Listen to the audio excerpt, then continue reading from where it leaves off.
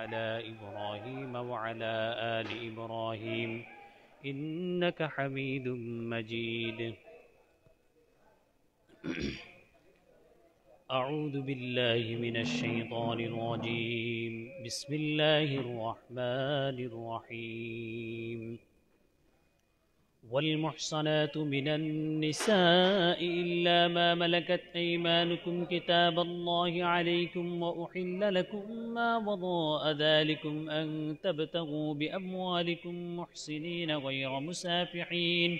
فما استمتعتم به منهن فآتوهن أجورهن فريضة ولا جناح عليكم فيما تراضيتم به من بعد الفريضة إن الله كان عليما حكيما ومن لم يستطع منكم طولا أن ينكح المحصنات المؤمنات فمما ملكت أيمانكم من فتياتكم المؤمنات والله أعلم بإيمانكم بعدكم من بعد فانكحوهن بإذن أهلهن وآتوهن أجورهن بالمعروف محصنات غير مسافحات ولا متخذات أخدان فإذا أحسن فإن أتين بفاحشة فعليهن نصف ما على المحصنات من العذاب ذلك لمن خشي العنة منكم وأن تصبروا خير لكم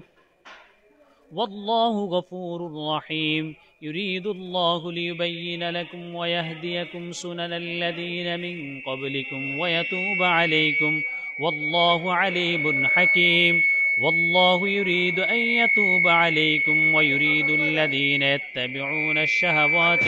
أن تميلوا ميلا عظيما يريد الله أن يخفف عنكم وخلق الإنسان ضعيفا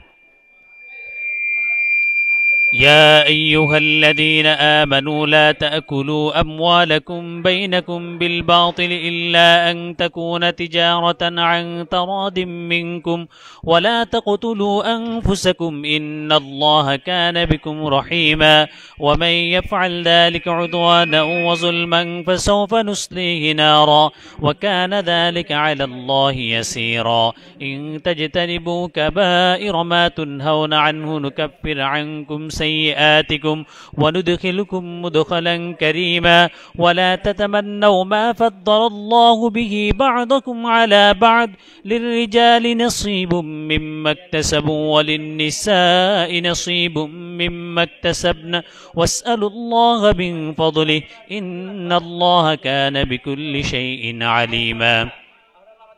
ولكل جعلنا موالي مما ترك الوالدان والأقربون والذين عقدت أيمانكم فآتوهم نصيبهم إن الله كان على كل شيء شهيدا الرجال قوامون على النساء بما فضل الله بعضهم على بعض وبما أنفقوا من أموالهم فالصالحات قانتات حافظات للغيب بما حفظ الله واللاتي تخافون نشوزهن فعزوهن واهجروهن في المضاجع واضربوهن فإن أطعنكم فلا تبغوا عليهن سبيلا إن الله كان عليا كبيرا وإن خفتم شقاق بينهما فبعثوا حكما من أهله وحكما من أهلها إن يريدا إصلاحا يوفق الله بينهما إن الله كان عليما خبيرا واعبدوا الله ولا تشركوا به شيئا وبالوالدين إحسانا وبذي القربى واليتامى والمساكين والجار ذي القربى والجار الجنب والصاحب بالجنب وابن السبيل وما ملكت أيمانكم إن الله لا يحب من كان مختالا فخورا الذين يبخلون ويأمرون الناس بالبخل ويكتمون ما آتاهم الله من فضله وأعتدنا للكافرين عذابا مهينا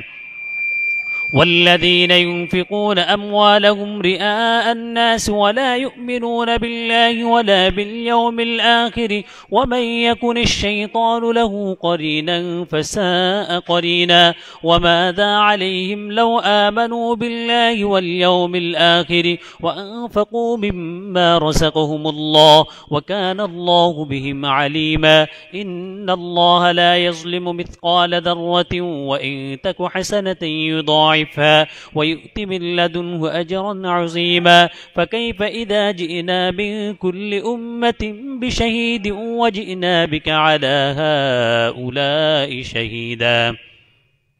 يومئذ يود الذين كفروا وعصوا الرسول لو تسوى بهم الأرض ولا يكتمون الله حديثا يا أيها الذين آمنوا لا تقربوا الصلاة وأنتم سكارى حتى تعلموا ما تقولون ولا جنبا إلا عابري سبيل حتى تغتسلوا وإن كنتم مرضى أو على سفر أو جاء أحد منكم من الغائط أو لامستم النساء فلم تجدوا ماء فتيمموا صعيدا طيبا فامسحوا بوجوهكم وأيديكم إن الله كان عفوا غفورا ألم تر إلى الذين أوتوا نصيبا من الكتاب يشترون الضلالة ويريدون أن تضلوا السبيل والله أعلم بأعدائكم وكفى بالله وليا وكفى بالله نصيرا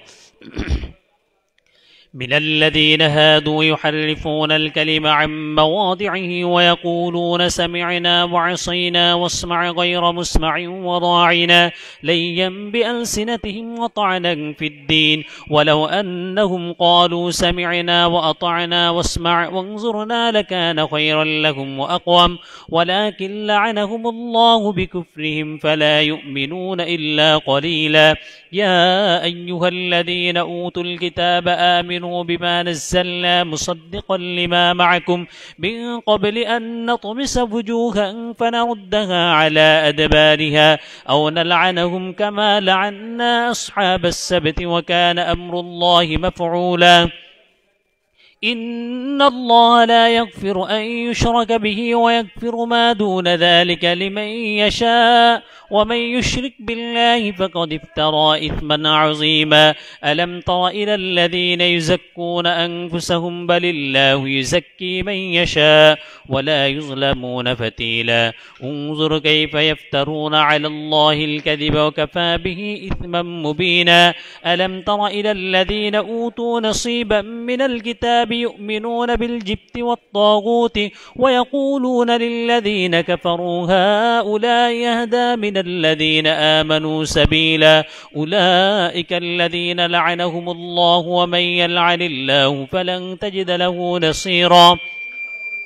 أم لهم نصيب من الملك فإذا لا يؤتون الناس نقيرا أم يحسدون الناس على ما آتاهم الله من فضله فقد آتينا آل إبراهيم الكتاب والحكمة وآتيناهم ملكا عظيما فمنهم من آمن به ومنهم من صد عنه وكفى بجهنم سعيرا إن الذين كفروا بآياتنا سوف نصليهم نارا كلما نضجت جلودهم بدلناهم جلودا غيرها ليذوقوا العذاب إن الله كان عزيزا حكيما والذين آمنوا وعملوا الصالحات سندخلهم جنات تجري من تحتها الأنهار خالدين فيها أبدا لهم فيها أزواج مطهرة وندخلهم ظلا ظليلا إن الله يأمركم أن تؤدوا الأمانات إلى أهلها وإذا حكمتم بين الناس أن تحكموا بالعدل إن الله نعم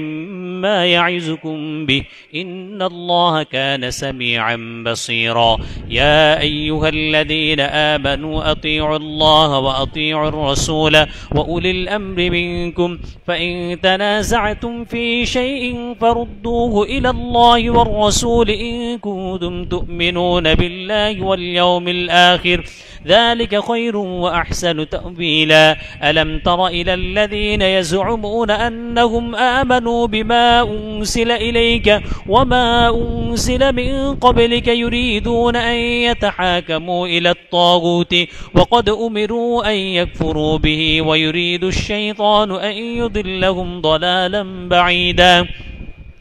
وإذا قيل لهم تعالوا إلى ما أنزل الله وإلى الرسول رأيت المنافقين يصدون عنك صدودا فكيف إذا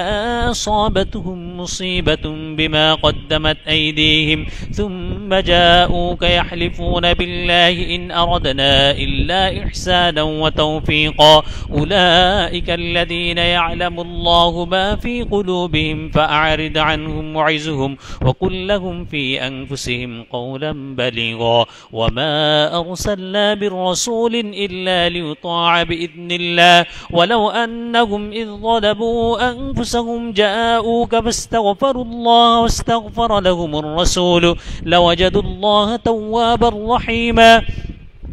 فلا وربك لا يؤمنون حتى يحكموك فيما شجر بينهم ثم لا يجدوا في أنفسهم حرجا مما قضيت ويسلموا تسليما ولو أنا كتبنا عليهم أن اقتلوا أنفسكم أو اخرجوا من دياركم ما فعلوه إلا قليل منهم ولو أنهم فعلوا ما يوعظون به لكان خيرا لهم وأشد تثبيتا وإذا لآتيناهم من لدنا أجرا عظيما ولهديناهم صراطا مستقيما ومن يطع الله والرسول فأولئك مع الذين أنعم الله عليهم من النبيين والصديقين والشهداء والصالحين وحسن أولئك رفيقا ذلك الفضل من الله وكفى بالله عليما يا أيها الذين آمنوا خذوا حذركم فانفروا ثبات أو انفروا جميعا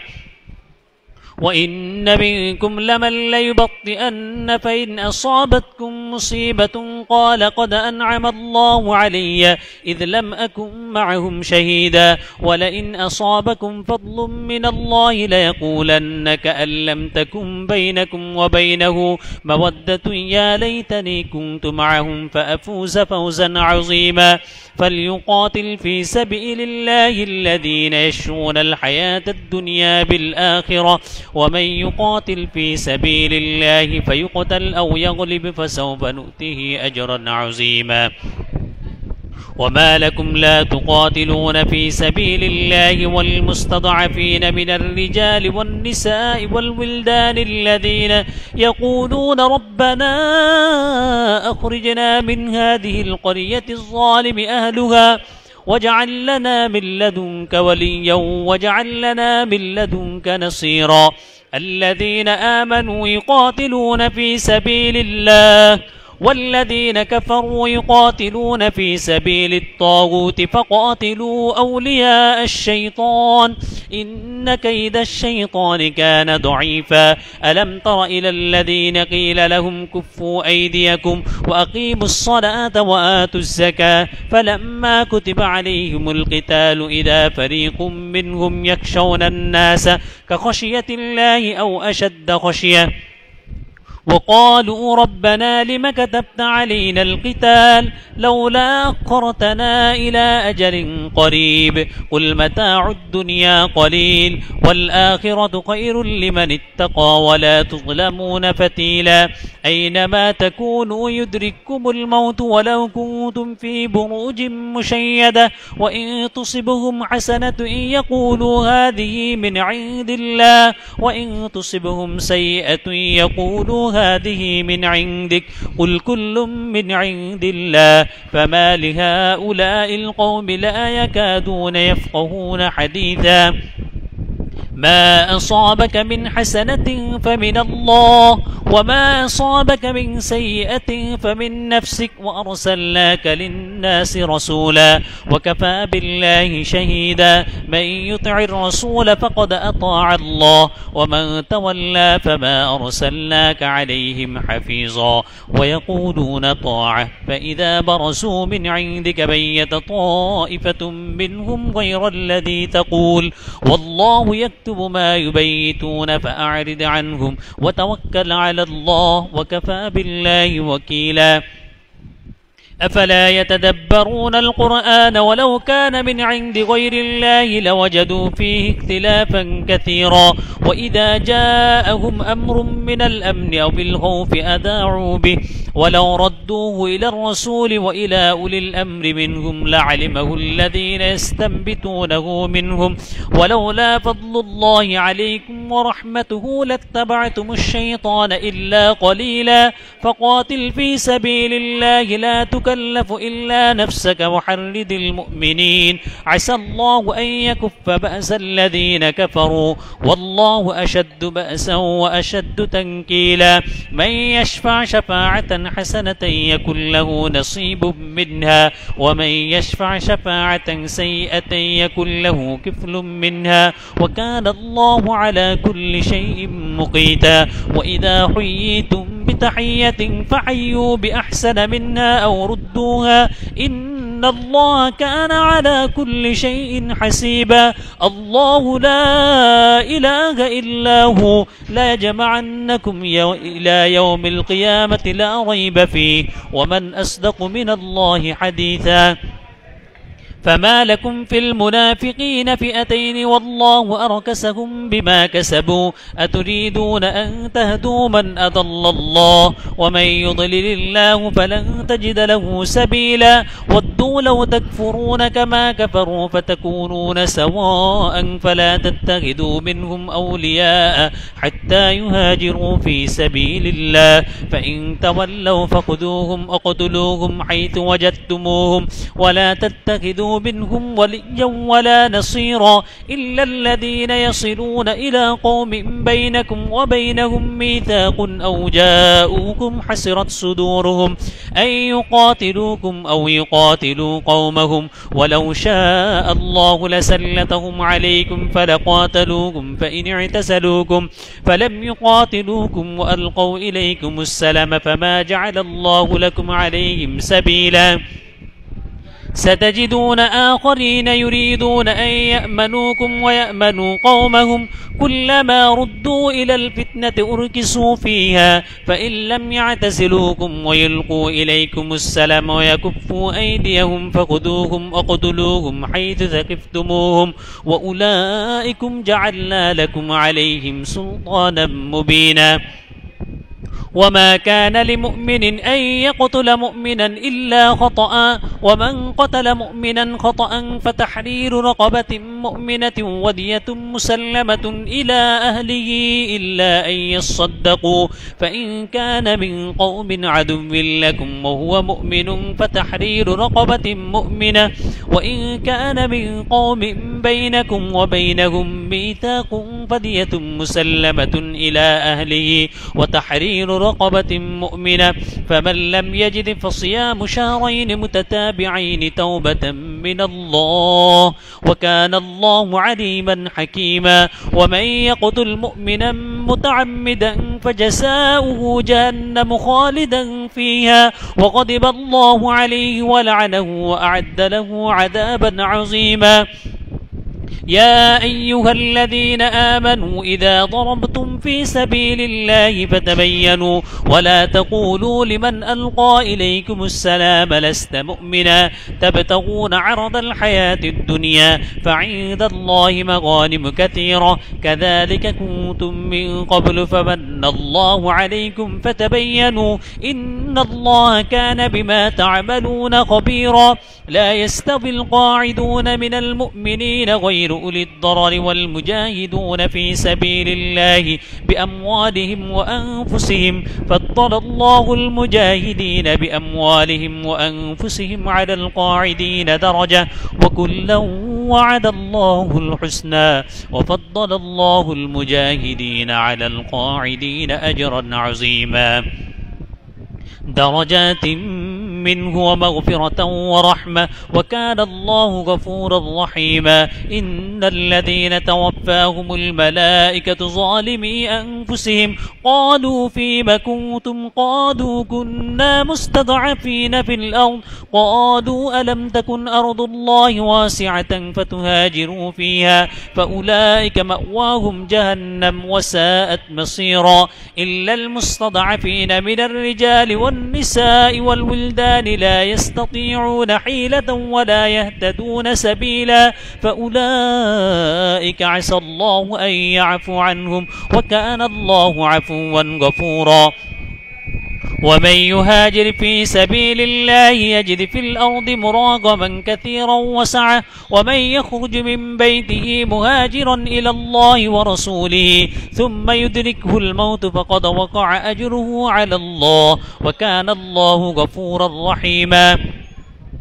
وإذا ضربتم في الأرض فليس عليكم جناح أن تقصروا من الصلاة إن خفتم أن يفتنكم الذين كفروا إن الكافرين كانوا لكم عدوا مبينا وإذا كنت فيهم فأقمت لهم الصلاة فلتقم طائفة منهم معك وليأخذوا أسلحتهم فإذا سجدوا فليكونوا من ورائكم ولتأت طائفة أخرى لم يصلوا فليصلوا معك وليأخذوا حذرهم وأسلحتهم ود الذين كفروا لو تغفلون عن أسلحتكم وأمتعتكم فيميلون عليكم ميلة واحدة ولا جناح عليكم إن كان بكم أذى من مطر أو كنتم مرضى أن تضعوا أسلحتكم وخذوا حذركم إن الله أعد للكافرين عذابا مهينا فإذا قضيتم الصلاة فاذكروا الله قياما وقعودا وعلى جنوبكم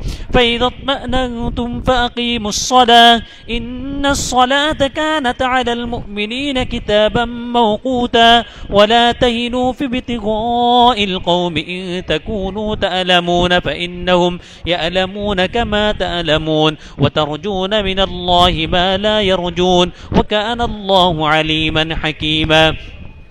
إنا أنزلنا إليك الكتاب بالحق لتحكم بين الناس بما أراك الله ولا تكن للخائنين خصيما واستغفر الله إن الله كان غفورا رحيما ولا تجادل عن الذين يختانون أنفسهم إن الله لا يحب من كان خوانا أثيما يستخفون من الناس ولا يستخفون من الله وهو معهم إذ يبيتون ما لا يرضى من القول وكان الله بما يعملون محيطا ها أنتم هؤلاء جادلتم عنهم في الحياة الدنيا فمن يجادل الله عنهم يوم القيامة أم من يكون عليهم وكيلا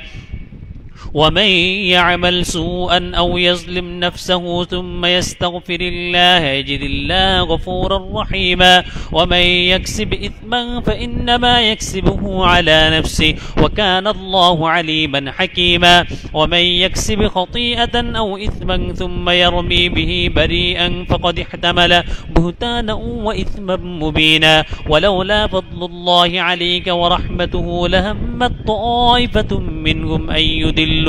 وما يدلون إلا أنفسهم وما يضرونك من شيء وأنزل الله عليك الكتاب والحكمة وعلمك ما لم تكن تعلم وكان فضل الله عليك عظيما لا خير في كثير من نجواهم إلا من أمر بصدقة أو معروف أو إصلاح بين الناس ومن يفعل ذلك ابتغاء مرضات الله فسوف نؤتيه أجرا عظيما ومن يشاقق الرسول من بعد ما تبين له الهدى ويتبع غير سبيل المؤمنين نوله ما تولى ونسله جهنم وساءت مصيرا إن الله لا يغفر أن أن يشرك به ويغفر ما دون ذلك لمن يشاء ومن يشرك بالله فقد افترى إثما عظيما ألم تر إلى الذين يزكون أنفسهم بل الله يزكي من يشاء ولا يظلمون فتيلا انظر كيف يفترون على الله الكذب وكفى به إثما مبينا ولولا فضل الله عليك ورحمته لهمت طائفة منهم أن يضلوك وما يضلون إلا أنفسهم وما يضرونك من شيء إن يدعون من دونه إلا إناثا وإن يدعون إلا شيطانا مريدا لعنه الله وقال لأتخذن من عبادك نصيبا مفروضا ولأضلنهم ولأمنينهم ولآمرنهم فليبتكن آذان الأنعام ولآمرنهم فليغيرن خلق الله ومن يتخذ الشيطان وليا من دون الله فقد خسر خسرانا مبينا يعدهم ويمنيهم وما يعدهم الشيطان إلا غرورا أولئك مأواهم جهنم ولا يجدون عنها محيصا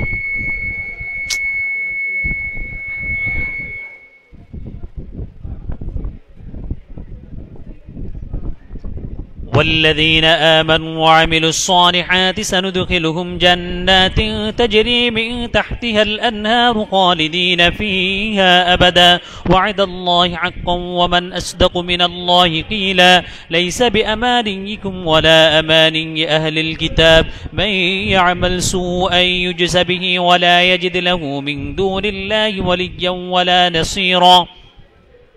ومن يعمل من الصالحات من ذكر أو أنثى وهو مؤمن فأولئك يدخلون الجنة ولا يظلمون نقيرا ومن أحسن دينا ممن أسلم وجهه لله وهو محسن واتبع ملة إبراهيم حنيفا واتخذ الله إبراهيم خليلا ولله ما في السماوات وما في الأرض وكان الله بكل شيء محيطا ويستفتونك في النساء قل الله يفتيكم فيهن وما يتلى عليكم في الكتاب في يتامى النساء اللاتي لا تؤتونهن ما كتب لهن وترغبون أن تنكحوهن والمستضعفين من البلدان وأن تقوموا لليتامى بالقسط وما تفعلوا من خير فإن الله كان به عليما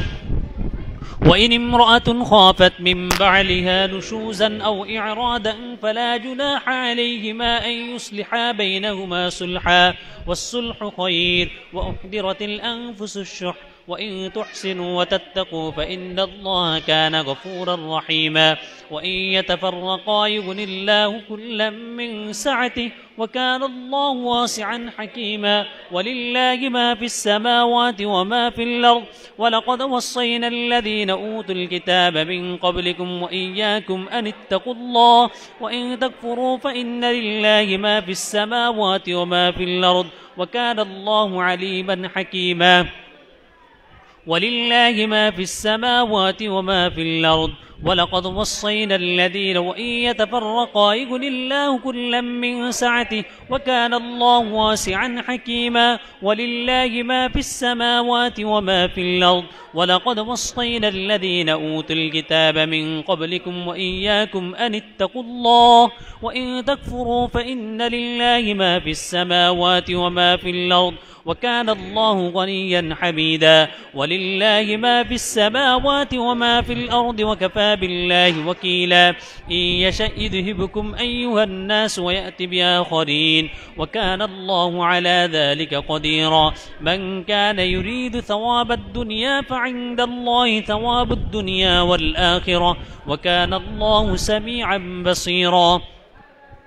يا أيها الذين آمنوا كونوا قوامين بالقسط شهداء لله ولو على أنفسكم وبالوالدين والأقربين إن يكن غنيا أو فقيرا فالله أولى بهما فلا تتبعوا الهوى أن تعدلوا وإن تلفوا أو تعرضوا فإن الله كان بما تعملون خبيرا يا أيها الذين آمنوا بالله ورسوله والكتاب الكتاب الذي نزل على رسوله والكتاب الذي أنزل من قبل ومن يكفر بالله وملائكته وكتبه ورسله واليوم الآخر فقد ضل ضلالا بعيدا إن الذين آمنوا ثم كفروا ثم آمنوا ثم كفروا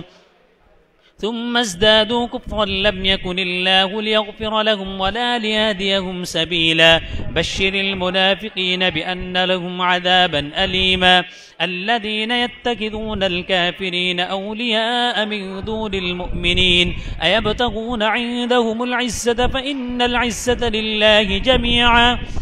وقد نزل عليكم في الكتاب أن إذا سمعتم آيات الله يكفر بها ويستهزأ بها فلا تقعدوا معهم حتى يخوضوا في حديث غيره إنكم إذا مثلهم إن الله جامع المنافقين والكافرين في جهنم جميعا الذين يتربصون بكم فإن كان لكم فتح من الله قالوا ألم نكن معكم وإن كان للكافرين نصيب قالوا ألم نستحوذ عليكم ونمنعكم من المؤمنين فالله يحكم بينكم يوم القيامة ولن يجعل الله للكافرين على المؤمنين سبيلا إن المنافقين يخادعون الله وخادعهم وإذا قاموا إلى الصلاة قاموا كسالى يراءون الناس ولا يذكرون الله إلا قليلا مذبذبين بين ذلك لا إله هؤلاء ولا إله هؤلاء ومن يضلل الله فلن تجد له سبيلا يا أيها الذين آمنوا لا تتخذوا الكافرين أولياء من دون المؤمنين أتريدون أن تجعلوا لله عليكم سلطانا مبينا إن المنافقين في الدرك الأسفل من النار ولن تجد لهم نصيرا إلا الذين تابوا وأصلحوا واعتصموا بالله وأخلصوا دينهم لله فأولئك مع المؤمنين وسوف يؤتي الله المؤمنين أجرا عظيما ما يفعل الله بعذابكم إن شكرتم وآمنتم وكان الله شاكرا عليما صدق الله مولانا العظيم এখন কোরআনুল কারীমের আয়াতের উপরে অল্প সময় কিছু কথা হবে আমরা সকলেই মনোযোগ সহকারে শুনব আলহামদুলিল্লাহি ওয়া কাফা ওয়া সালামুন আলা ইবাদিহিল্লাযীনা ইসতাফা আম্মা বা'দ فأعوذ بالله من الشيطان الرجيم بسم الله الرحمن الرحيم آباؤكم وأبناؤكم لا تدرون أيهم أقرب لكم نفعا فريضة من الله إن الله كان عليما حكيما صدق الله مولانا العظيم وقال رسول الله صلى الله تعالى عليه وسلم الصلوات الخمس والجمعة إلى الجمعة ورمضان إلى رمضان مكفرات ما بينهن إذا اجتنب الكبائر أو كما قال النبي صلى الله تعالى عليه وسلم وقال تعالى في شان حبيبه إن الله وملائكته يصلون على النبي يا أيها الذين آمنوا صلوا عليه وسلموا تسليما اللهم صل على محمد وعلى آل محمد كما صليت على إبراهيم وعلى آل إبراهيم إنك حميد مجيد اللهم بارك على محمد وعلى آل محمد كما باركت على إبراهيم وعلى آل إبراهيم إنك حميد مجيد الحمد لله উপস্থিত আমার সম্মানিত মুসল্লিয়ানে কেরাম রোজাদার ঈমানি ভাইরা আল্লাহ সুবহানাহু ওয়া তাআলার মেহেরবানিতে আপনারা সকলে ভালো আছেন আলহামদুলিল্লাহ সুম্মা আলহামদুলিল্লাহ আল্লাহ জাল্লা শানুহু আম্মা নওয়ালুহুর দরবারে লাখো কোটি শুকরিয়া যে আল্লাহ সুবহানাহু ওয়া তাআলা আপনাকে আমাকে পবিত্র রমাদানের 5 নম্বর পঞ্চমতম রোজা অবস্থায় আল্লাহ সুবহানাহু ওয়া তাআলার পবিত্র কালামে পাক থেকে আমরা আজ 5 নম্বর পারা তেলাওয়াত করেছি। এই কোরআনুল কারীম এর তেলাওয়াত শোনার তৌফিক আল্লাহ সুবহানাহু ওয়া তাআলা আমাদেরকে দান করেছেন। এই জন্য আমরা দিল থেকে শুকরিয়া আদায় করি, আলহামদুলিল্লাহ। আমরা গতকালকে সূরাতুন নিসা আলোচনা করেছিলাম, এর কিছু অংশ আজকে তেলাওয়াত করেছি। আজকে পুরোটাই সূরাতুন নিসা তেলাওয়াত করেছি, আরও কিছু অংশ বাকি আছে। তো আমরা গতকালকে বলেছিলাম যে সূরাতুন নিসার একটি আয়াত আমরা আজকে আলোচনা করব। সেই আয়াতের কিছুটা অংশই আমি আপনাদের সামনে অংশ বিশেষ তেলাওয়াত করেছি। আমরা আওয়াজ করব না, একটু আওয়াজ কম করি ভাইরা আমার, একটু আওয়াজ যেন কম হয়, আওয়াজ কম করা খেয়াল করি। আমাদের সমাজে অনেকের এমন হয় যে মাশাআল্লাহ নামাজ পড়ে, রোজা রাখে, হজ করে, যাকাত আদায় করে, এমনকি হালাল উপার্জন করে। তিনি কারো টাকা হারামভাবে গ্রহণ করেন না, মানুষের সাথে ধোঁকাবাজি, প্রতারণা এগুলো কিছুই করেন না। কিন্তু অনেক মানুষে আমরা এটা জানি না যে আমার বাবা যে সম্পদ আছে, আমার বাপদাদার অর্থাৎ মৃত ব্যক্তির যে সম্পদ, সেটা আমি যেভাবে আমার বাবার থেকে হক রাখি, ঠিক তদ্রূপ আমার বোনও এটার হক রাখে। কিন্তু আমাদের সমাজে সবচেয়ে সম্পর্কের ক্ষেত্রে অবহেলিত যে সম্পর্ক, সেটা হলো আমাদের ফুফু, মানে আমার বাবার বোন যিনি আছে বা আমার বোন যিনি আছেন, উনি যে আমার বাবার থেকে সম্পদ পাবেন, এটাকে মানুষ দেওয়াটাকে গুরুত্বপূর্ণই মনে করে না এবং জরুরিও মনে করে না। আপনার বোনের সম্পদ যদি আপনার সাথে মিশ্রিত থাকে, তাহলে সেই সম্পদ হারামের অন্তর্ভুক্ত। অর্থাৎ অন্য মানুষ যেভাবে আপনার কাছ থেকে টাকা পেলে আপনি সেটাকে ঋণগ্রস্ত হিসাবে নিজেকে মনে করেন, তদ্রূপ আপনি আপনার বোনের সম্পদ দেন নাই, এটাও আপনি ঋণগ্রস্তই আছেন। কাল কিয়ামতের দিন আপনি পরিপূর্ণরূপে আল্লাহর সামনে এর জবাব দিতে হবে আপনাকে। এখন কথা হলো, আমাদের সমাজে এই বিষয়টাকে খুবই হালকাভাবে দেখা হয়। এমনকি শুধু হালকাভাবে না, এটা নিয়ে মারামারি জবরদস্তিও হয়, কাটাকাটি অনেক কিছু হয়। ভাইয়েরা এই কথা মনে করে যেন এই আমার বাবার সম্পদ আমার বোনেরা কেন পাবে। এখন কথা হইল, অনেক সময় আমাদের ওলামায়ে কেরাম যদি জানতেন যে কোনো ব্যক্তি তার বোনের সম্পদ দেন নাই, ওই ব্যক্তি যদি আলেমদের কাছে কোনো কিছু নিয়ে যান, যদি আমাদের আলেমরা জানতে পারেন, তাহলে আলেমরা সেই আমাদের পূর্ব আকাবির আসলাফ ওলামায়ে কেরামগণ তারা ওই ব্যক্তির খাবার এমনকি কোনো কিছুই গ্রহণ করতেন না। কেন? কারণ তার সম্পদের মধ্যে হারাম মিশ্রিত আছে। এখন আমাদের সমাজে এরকম অনেক ব্যক্তি, হাজী সাহেব, আলেম, আল্লাহর ওলিও কাল কিয়ামতের দিন পাকড়াও হয়ে যাবেন আল্লাহর দরবারে। কেন? কেননা তিনি তার ফুফুর সম্পদ দেন নাই, তার বাবার থেকে পাওয়া সম্পদ তার বোনকেও দেন নাই। হ্যাঁ, এমনকি বিষয়টা এমনও যায় যে বোনকে না দেওয়া, এখন বোনেরাও নেয় না। কেন? বোন চিন্তা করে, আমি যদি আমার ভাইয়ের থেকে সম্পদ নিয়ে যাই, তাহলে আমি আর আমার বাবার বাড়িতে আসতে পারবো না, আমার ভাই আমাকে আদর যত্ন এগুলো করবে না। বোনেরা নিতে চায়, ভাইয়েরাও মাশাআল্লাহ বোনকে আসলে খুব সম্মান করে, খাওয়া দাওয়া করান, ইত্যাদি সব কিছু করান। কিন্তু যখনই বোন সম্পদ নিয়ে যায়, সেই ভাই ওই বোনের প্রতি আর আগের মতো সে আদর যত্ন এবং সম্মান করে না। কেন? যে তুমি তো সম্পদ নিয়ে গেছো, তোমার আর এই বাড়িতে কি হক? বলেন তো দেখি, আপনার বোন যে আপনার সাথে যে রক্তের সম্পর্ক, এটা কি সম্পদের কারণে নাকি বাবা মায়ের কারণে? বলেন না কিসের কারণে? তাহলে আপনি যে সম্পদ নেওয়ার কারণে রক্তের সম্পর্ককে ছিন্ন করে দিলেন, হাদিসের মধ্যে আসছে ওই ব্যক্তি জান্নাতে প্রবেশ করতে পারবে না, এমনকি জান্নাতের গ্রাণও পাবে না। অথচ জান্নাতের গ্রাণ হাজার হাজার মাইল দূর থেকে কাল কিয়ামতের দিন মুমিনরা পাবে, কিন্তু ওই ব্যক্তি জান্নাতের গ্রাণও পাবে না, যেই ব্যক্তি নাকি আত্মীয়তার সম্পর্কে ছিন্ন করলো। এখন আপনি আপনার বোনের সাথে সম্পর্ক ছিন্ন করলেন কেন? কারণ আপনার বোন আপনার সম্পদকে নিয়ে গেছেন। এখন আপনার বোনের সাথে আপনার সম্পর্ক হইল আপনার বাবা মায়ের যে রক্তের সম্পর্ক, সেটা সম্পদের সাথে এর কোনো সম্পর্ক নাই। সম্পদ এর আপনার বোনের হক, অধিকার, সে আপনার সম্পদ নিয়ে যাবে, বাবার সম্পদ নিয়ে যাবে। এখন আপনার বোনের সাথে আপনি সম্পর্ক রাখবেন, কারণ এটা আত্মীয়তার সম্পর্ক। এই জন্য আমরা এই বিষয়টা সমাজের মধ্যে অনেকেই বেখেয়ালি থাকি, আমরা এই বিষয়টা করব না।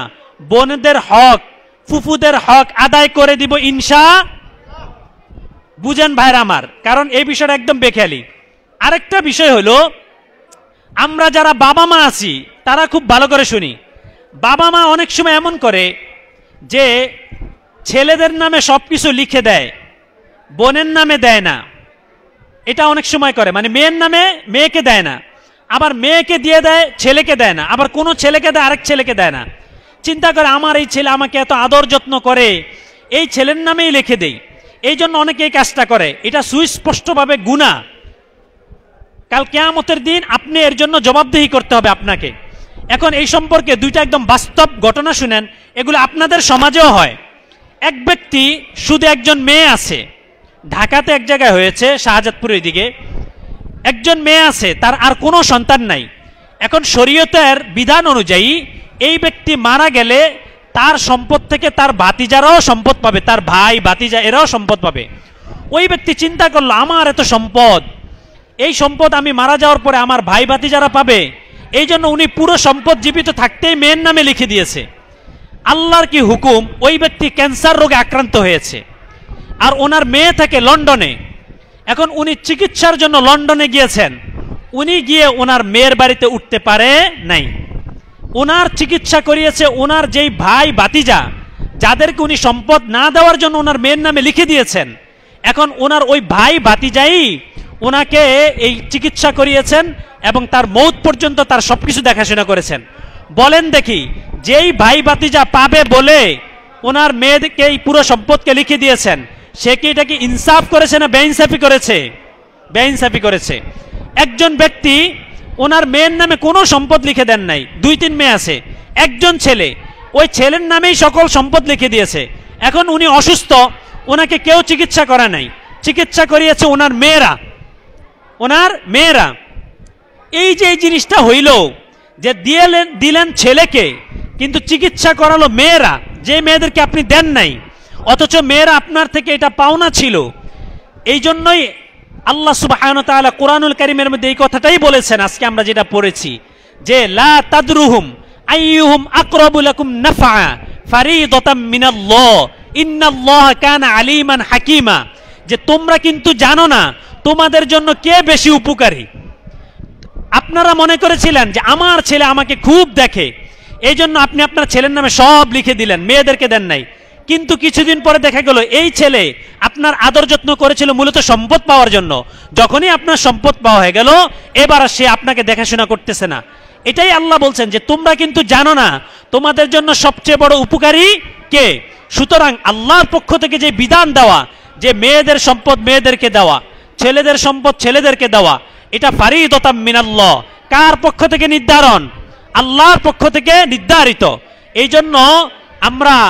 আমাদের উত্তরাধিকার স্বরূপ যেই সম্পদ যেভাবে পাওয়া দরকার, প্রত্যেকের সম্পদকে সেভাবেই বুঝিয়ে দিব। আল্লাহ সুবহানাহু ওয়া তাআলা আমাদেরকে আমল করার তৌফিক দান করেন। ওয়া আখিরু দাওয়ানা আলহামদুলিল্লাহি রাব্বিল আলামিন। আমরা দুরূদ শরীফ পড়ি। আল্লাহুম্মা সাল্লি আলা মুহাম্মাদিন ওয়া আলা আলি মুহাম্মাদ কামা সাল্লাইতা আলা ইব্রাহিম ওয়া আলা আলি ইব্রাহিম ইন্নাকা হামিদুম মাজিদ। اللهم بارك على محمد وعلى آل محمد كما باركت على إبراهيم وعلى آل إبراهيم إنك حميد مجيد. الحمد لله رب العالمين والصلاة والسلام على رسوله سيد الأنبياء والمرسلين. سبحان الله وبحمده سبحان الله العظيم. يا حي يا قيوم برحمتك نستغيث. يا حي يا قيوم برحمتك نستغيث. أصلح لنا شأننا كله ولا تكلنا إلى أنفسنا طرفة عين ربنا ظلمنا أنفسنا وإن لم تغفر لنا وترحمنا لنكونن من الخاسرين ربنا آتنا في الدنيا حسنة وفي الآخرة حسنة وقنا عذاب النار اللهم اكفنا بحلالك عن حرامك وأغننا بفضلك عمن سواك اللهم إنا نسألك علما نافعا ورزقا طيبا وعملا متقبلا رب العالمين আজকে পঞ্চম রোজার দিনে আপনার কুরআনুল কারীমের 5 নম্বর পারা তেলাওয়াত করা হলো। আয় আল্লাহ, আপনার রোজাদার ঈমানদার বান্দারা বসে বসে কষ্ট করে আপনার কুরআনুল কারীমকে তেলাওয়াত করেছে। আপনি তো সব কিছু দেখেন ও শুনেন। আয় আল্লাহ, আপনি আমাদের এই সিয়াম, এই কুরআনুল কারীমের তিলাওয়াত, সাহরি, ইফতার সব কিছুকে কবুল আর মঞ্জুর করে নেন। আয় আল্লাহ, আপনি আমাদের জীবনের সকল গুনাহগুলোকে মাফ করে দেন। আয় আল্লাহ, আমাদের এই কুরআনুল কারীমের সওয়াবগুলোকে কোটি কোটি গুণ বাড়িয়ে জনাবে রাসূলুল্লাহ সাল্লাল্লাহু আলাইহি ওয়াসাল্লামের রওজা মুবারকে পৌঁছে দেন। আয় আল্লাহ, হযরত আদম আলাইহিস সালাম হতে আজ পর্যন্ত যত মুসলিম নরনারী অন্ধকার কবরে শায়িত আছেন, আয় আল্লাহ তাদের কবরের মধ্যে সওয়াবগুলোকে পৌঁছে দিন। আয় আল্লাহ, খাস করে আমরা যে গুরুস্থানের পাশে বসে কুরআনুল কারীম তেলাওয়াত করলাম, আয় আল্লাহ এই গুরুস্থানের মধ্যে যারা যারা শহীদ আছেন, আয় আল্লাহ তাদের কবরের মধ্যে সবগুলোকে পৌঁছে দিন। আয় আল্লাহ, কিয়ামত পর্যন্ত তাদের কবর আযাবগুলোকে মাফ করে দিন। আয় আল্লাহ, কবরের সাথে জান্নাতের সাথে যোগাযোগ স্থাপন করে দিন। আয় আল্লাহ, মরহুম লালুমুল্লাহ, আয় আল্লাহ উনার কবরের মধ্যে সবগুলোকে পৌঁছে দিন। আয় আল্লাহ, জান্নাতের আলা মাকাম দান করে দিন। আয় আল্লাহ, হারুন সাহেব, আয় আল্লাহ শাহ আলম সাহেব, আয় আল্লাহ ওনারা ইফতার আয়োজন করেছেন, আরো যারা যারা ইফতারের মধ্যে আয় আল্লাহ শ্রম দিতেছেন, কষ্ট করতেছেন, আয় আল্লাহ যুবক ভাইয়েরা আল্লাহ শ্রম দিতেছেন, কষ্ট করতেছেন, আয় আল্লাহ আপনি প্রত্যেকের এই আয়োজনগুলোকে কবুল আর মঞ্জুর করে দেন। আয় আল্লাহ দূর প্রবাসে আছেন, আয় আল্লাহ শাহ আলম ভাই, হারুন ভাই, আয় আল্লাহ ওনাদেরকে নিরাপত্তার সাথে রাখেন, সুস্থতার সাথে রাখেন। আয় আল্লাহ ওনার ব্যবসা বাণিজ্যের মধ্যে বরকত দান করে দেন। আয় আল্লাহ সকল প্রকারের ফিতনা বালা মুসিবত থেকে তাদেরকে হেফাজত করেন। আয় আল্লাহ আপনি তাদের এই আয়োজনকে কবুল আর মঞ্জুর করেন। আয় আল্লাহ মৌত পর্যন্ত যেন আপনার দ্বীনের রাস্তায় খরচ করতে পারে, কল্যাণের রাস্তায় খরচ করতে পারে, সেই তৌফিক দান করে দেন। আয় আল্লাহ আপনি আমাদের রোজাগুলোকে কবুল আর মঞ্জুর করেন। আয় আল্লাহ রোজা রেখে গুনাহ থেকে হেফাজত থাকার মতো তৌফিক দান করে দেন। আয় আল্লাহ যখনই আমাদের হায়াত শেষ হয়ে যাবে, সকলের জবানে জারি করে দিন লা ইলাহা ইল্লাল্লাহু মুহাম্মাদুর রাসূলুল্লাহ সাল্লাল্লাহু আলাইহি ওয়াসাল্লাম।